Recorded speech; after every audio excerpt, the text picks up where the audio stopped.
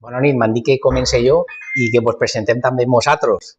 En primer lloc, moltíssimes gràcies a l'associació Roc Xavàs, a Pere i a tots els de Dènia que heu fet possible que nosaltres vinguérem.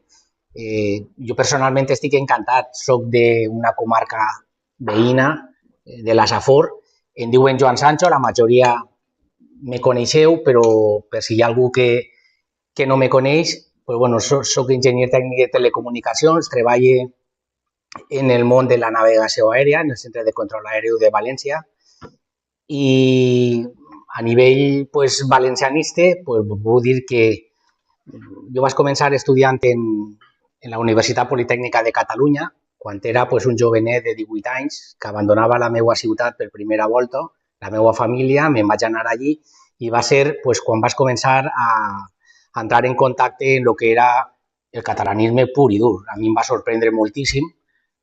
En aquella època no existia internet, en aquella època encara no estaven els repetidors tampoc ni de TV3, i així no es veia TV3, i això va produir en aquest jovenet de 18 anys que li donaven les classes. El primer any d'enginyeria era comú a totes les enginyeries. Eren les mateixes 5 assignatures: àlgebra, càlcul, química, dibuix tècnic i física. I la meitat d'elles me les donaven en català. Tenia un professor, recorde, que li deien Barenys, em donava àlgebra i els 3 primers mesos no m'enterava de res. Després em diuen que era la mateixa llengua i jo deia, això no pot ser igual perquè jo no m'entere d'este home tampoc el que em diu.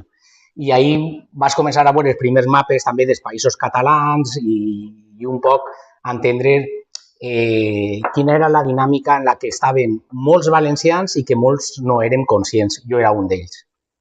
Això va fer que, en lloc de fer-me a lo millor més catalanista per a intentar ser acceptat per ells, em va passar tot el contrari. Vaig intentar i pensava i el que volia que la meva terra també tingueren partits valencians i que es desenrotllara aquest sentiment identitari com tenien els catalans en el seu, però nosaltres en el nostre. Això va fer que només vaig arribar a València, pues, me'n vaig anar pues, com un foll a apuntar-me a cursos de lo Ratpenat, perquè jo sabia català, però el que volia era dependre d'aquesta normativa valenciana que n'hi havia diferent. Jo començava ja a escoltar algunes cosetes d'estes i vaig entrar en contacte amb Juli. Juli va ser el meu primer professor de llengua valenciana en lo Ratpenat. Em va agradar tant que vaig fer el curs elemental, em vaig enganxar al mig, vaig fer el superior i vaig acabar fent també el professorat. D'aquest temps pues, guardo una gran amistat, sobretot en Juli, en la que mai l'hem abandonat i fins a estos dies. El temps i les circumstàncies fan que actualment siga president circumstancial de Convenció Valencianista, perquè en temps de pandèmia el president que tenia, Joan Carles Micó, pues, volia iniciar una iniciativa valencianista que era tornar a recuperar, reviure i revitalitzar el que era l'Associació de Mestres i Professors Lluís Fullana en les universitats valencianes, i algú tenia que fer-se càrrec en aquest moment. No podien fer assemblees, no podien fer res i van intentar, pues, entre la gent que participaven en la Junta, pues, que algú agarrara un poc el relleu i me tocà. Per això soc president circumstancial. Vinc a presentar este llibre i vaig a parlar ara d'ell, una vegada fet un poquetet la meva presentació. I vos diré, primer voldria dir dos cosetes de Convenció Valencianista. Convenció Valencianista no és una associació a l'ús, com pot ser Roc Xavàs i tant. Les persones que la conformem tots tenim un perfil paregut, mos agrada el consens, mos agrada el diàleg, mos agrada establir ponts de comunicació, i vàrem pensar que el valencianisme des de fa més de 10-12 anys viu un procés intern difícil. Difícil perquè té moltes sensibilitats valencianistes, n'hi ha molts, cada un el viu i l'entén d'una manera diferent, i això ha fet que n'hi haga pues, moltes entitats individuals que cada un intenta fer la guerra per la seva banda i la realitat és que al final pues, no tenim força. I pensàvem que el que feia falta d'alguna manera és aglutinar alguna entitat pues, que anara, en lloc de tindre protagonisme per a si mateixa, pues, anar fent coses en les demés associacions.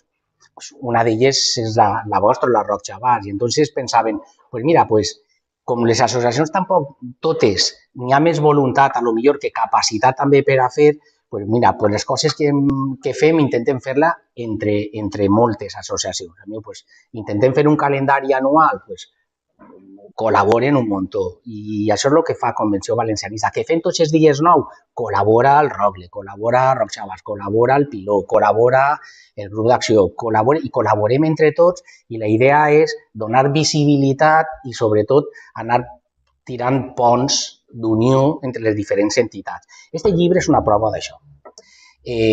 Varen aprofitar que es complixen 40 anys d'un acte d'adhesió de la societat civil valenciana a unes normes d'ortografia valenciana quan estava ja més visible que en ningú moment de la història recent valenciana la guerra i la idea que tenia el catalanisme d'introduir-se en la societat valenciana.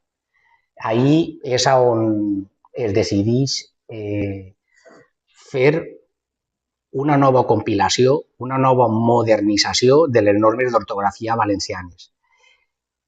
I és important el que vaig a dir ara. Les normes d'ortografia valencianes no tenen 40 anys.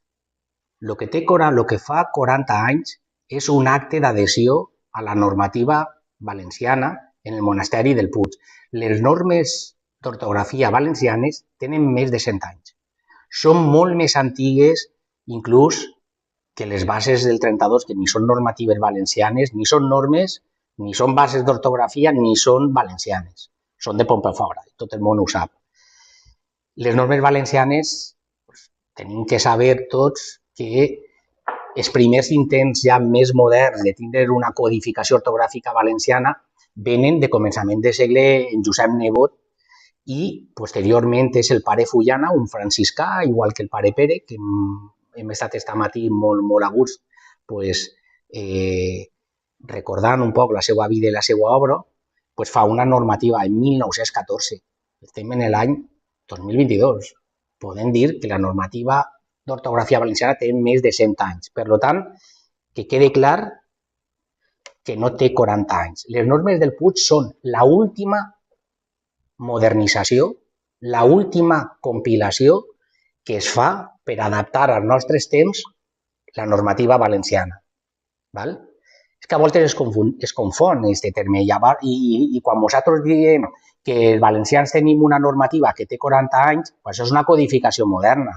I clar, i ve el catalanisme i diu la nostra és molt més antiga, vosaltres el que heu fet és un apanyo recent.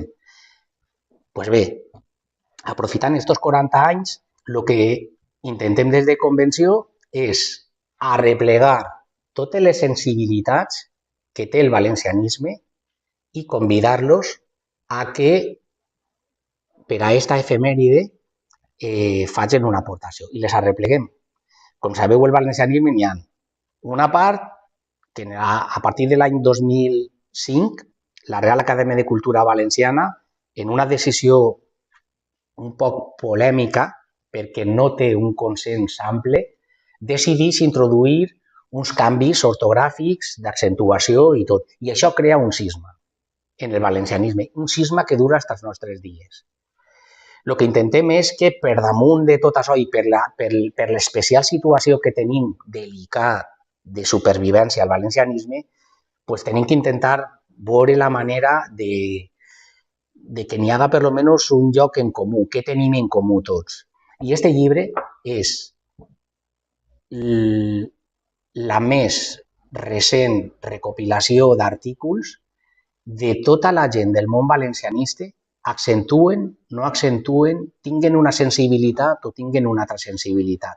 Cada un ha tingut la llibertat d'expressar-se com ha cregut i conforme ha volgut.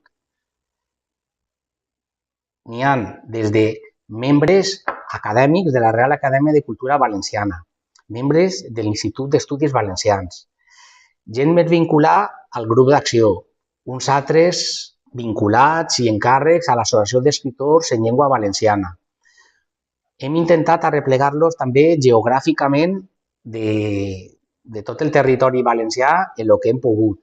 I, per tant, direm, estem davant de, sociològicament, una mostra dita, escrita i explicada des del valencianisme, no des d'un altre punt de vista que no siga el nostre.